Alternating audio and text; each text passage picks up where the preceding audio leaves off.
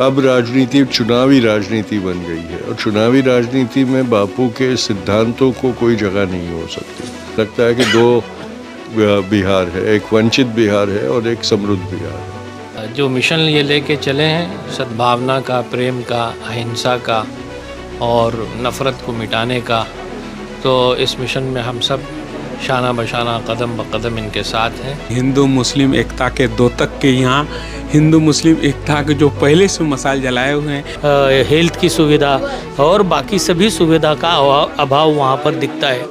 बस उन्होंने मुझे दुआ दी, मुझे साथ देने का वादा किया है उन्होंने, तो मैं अपने आप को बहुत खुशनसीब समझता हूँ कि ऐसी ऐतिहासिक जगह पर मुझे आने का भी मौका मिला, उनसे रूबरू होने का भी मौका मिला और उनसे दुआ भी मिली।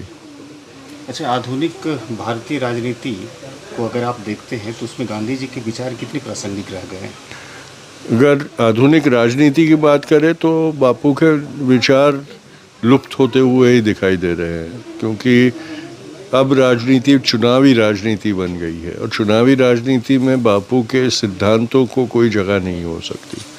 तो वो समझना बहुत है, पर ये हमारा बदनसीब है कि जो गैर चुनावी राज्य व्यवस्था होनी चाहिए उसमें से भी बापू का विचार लुप्त होते हुआ दिखाई दे रहा है। जो बिहार में मैं पिछले 7 दिन से घूमा हूँ उसमें जो मैंने विषमताएं देखी है, गरीब की खस्ता हालत और दूसरी तरफ चकाचौंध करने वाली अमीरी, दोनों चित्र यहाँ दिखाई देते हैं। और वो बापू ने हमेशा कहा था कि ऐसा ना हो कि 2 अलग अलग देश लगने लगे, और आज बिहार को ही जो मैंने देखा है उसमें लगता है कि 2 बिहार है, एक वंचित बिहार है और एक समृद्ध बिहार है।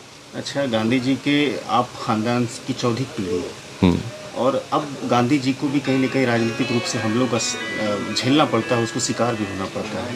तो देश की आज़ादी गांधी जी ने जिस उद्देश्य से दिलवाया था, आपको लगता है कि वो आज उद्देश्य सही माने में लोग आत्मसात कर पा रहे हैं या फिर इस देश का उद्देश्य नहीं हो रहा है? लेकिन वो उसके लिए हमने जिद्दोजहद करनी पड़ेगी। हम जैसे लोगों ने उसके लिए समाज में जो असलियत है वो बतानी पड़ेगी।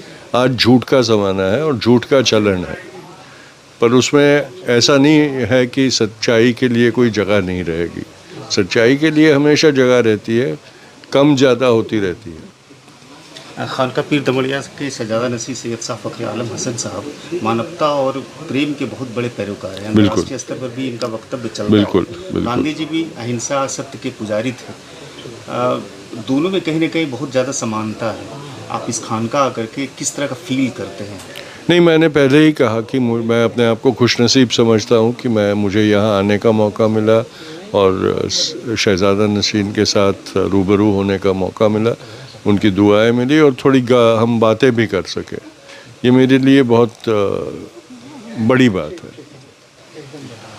सर, आपके यहाँ गांधी जी के पोते आए हुए हैं, तुषार गांधी साहब, और जो आपका थीम है, जो आपका विज़न है, उसी थीम और विज़न के साथ इस समय पूरे भारत में बल्कि नहीं बिहार की यात्रा पर भी निकले हुए हैं।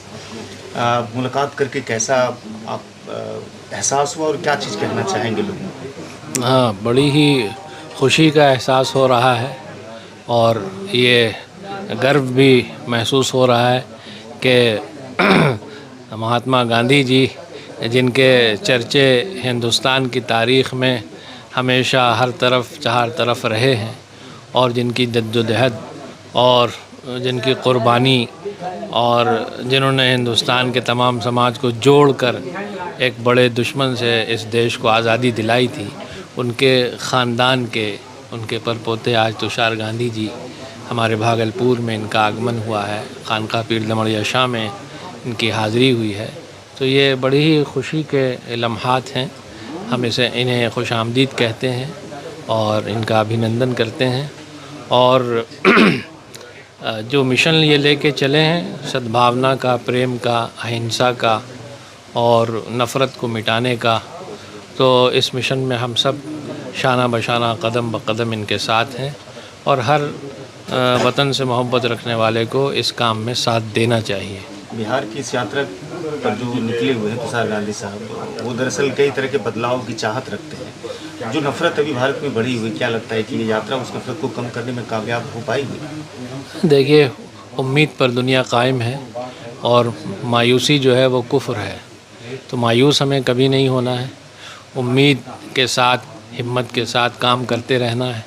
और जब हम काम करेंगे तो नतीजा भी ऊपर वाला उसका हमें अता फरमाएगा। तो इंशाल्लाह जिस मैदान में और जो मिशन लेकर के ये चले हैं, उम्मीद करते हैं कि बहुत ही मुस्तक़बिल करीब में अच्छे दिन लौटेंगे, एक मोहब्बत का वातावरण बनेगा, प्रेम और सद्भाव और एक दूसरे का आदर करने वाले लोग हिंदुस्तान में फिर से उभर कर सामने आएंगे, इसकी हम पूरी कामना करते हैं। आप भी इस वक्फ से जुड़े हुए हैं और मानव सहायता केंद्र के आप डायरेक्टर भी हैं। गांधी जी के परपोते तुषार गांधी साहब आए हुए हैं, कैसा लग रहा है? आपके मिशन में तरक्की और मिलेगी? जी, ये हमारे लिए बहुत सौभाग्य की बात है कि हिंदू मुस्लिम एकता के द्योतक के यहाँ हिंदू मुस्लिम एकता के जो पहले से मसाल जलाए हुए हैं, उनके चिराग के जो अभी के अग्रदूत हैं हमारे तुषार गांधी साहब यहाँ पधारे हैं। और ये एक साथ देना कि आप हैं तो हमारे यहाँ चल के आप आए हैं, आप ये जो हमको बहवाई दे रहे हैं, जो आपको ये बयान हो रहा है कि हमें अच्छे लग रहे हैं, हम खुशनसीब हैं कि यहाँ आए हैं, ये अपने आप में एक बहुत बड़ी बात है। आपको मैं बता दूं कि इनायत हुसैन बफ 159 जो इंडिया का नंबर 1 इससे नवाजा भी गया है, ये हिंदू मुस्लिम देखे बिना बहुत बड़ा काम कर रहे हैं और आपका यहाँ आना हमारे हौसला अफजाई किया है। तो हम आपको ये वर्ड देते हैं कि ये हिंदू मुस्लिम एकता का सौहार्द, ये मानवता के प्रति प्रेम सबसे ऊपर रहेगा, इसका झंडा हम लोग लहराते रहेंगे। बहुत बहुत धन्यवाद।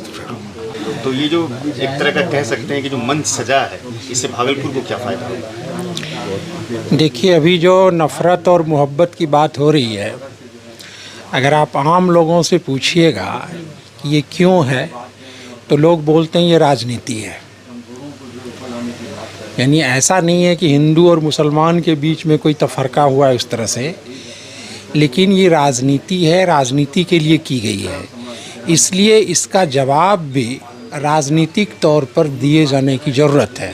तो उसके लिए हम लोगों को काम करना पड़ेगा। बिहार यात्रा का जो पड़ाव है वो आकर के रुका है खानका पीर दमड़िया में, बड़ा ही हिस्टोरिकल है। और चूँकि आप महाराष्ट्र के हैं तो एक्सपीरियंस कैसा रहा? पूरे बिहार की यात्रा का भी एक्सपीरियंस बताएं और खानका जब पहुँचे, सजादा नसी से मिले, वो कैसा एक्सपीरियंस रहा? यहाँ आने के बाद एक सुकून मिलता है और सबसे बड़ी बात ये होती है कि हमसे जो बड़े होते हैं उनकी दुआएं अक्सर काम आती है।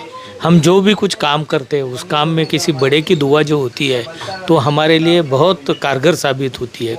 हम लोग बिहार में चंपारण से हमने शुरुआत की थी, वहाँ के आश्रम में गए, बाकी लोगों से मिले। हम लोगों ने देखा कि यहाँ की समस्याएं दिन ब दिन बढ़ रही है। कोशी में हम लोग गए तो वहाँ पर तो बहुत हालत ख़राब है। बाढ़ के जो पीड़ित लोग हैं उनकी बहुत सी समस्याएं, अभी तक बच्चों को पढ़ने के लिए सुविधा, हेल्थ की सुविधा और बाकी सभी सुविधा का अभाव वहाँ पर दिखता है। सरकार को वहाँ पर ध्यान देना चाहिए, काम करना चाहिए। बाढ़ पीड़ितों के लिए कुछ व्यवस्था होनी चाहिए, इस तरह की व्यवस्था कि जिससे उनको ऐसा लगे कि हम इंसान हैं, इस देश के नागरिक हैं। लेकिन आज तो हालत ऐसी है कि वो लोग जैसे कि सजाए काला पानी ले रहे, मतलब उनको हो गई है। इस तरह की व्यवस्था बहुत विचलित करती है। मुझे लगता है कि बिहार में और काम करने की ज़रूरत है और ज़्यादा इस पे विचार होना चाहिए, पॉलिसी बननी चाहिए और पॉलिसी में इंसान जो है पहले उसका विचार होना चाहिए।